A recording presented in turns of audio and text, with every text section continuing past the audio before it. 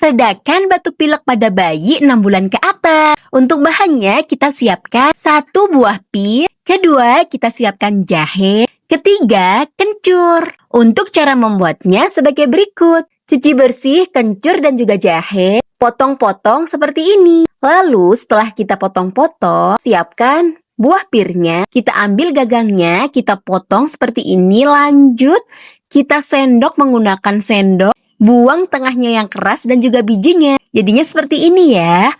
Ini tujuannya nanti untuk menampung air yang ada di dalam pir. Setelah itu, masukkan jahe dan juga kencur yang dipotong-potong tadi. Kukus selama kurang lebih 15 menit. Setelah dikukus selama 15 menit, hasilnya seperti ini. Terlihat kan perbedaannya di warna kulitnya?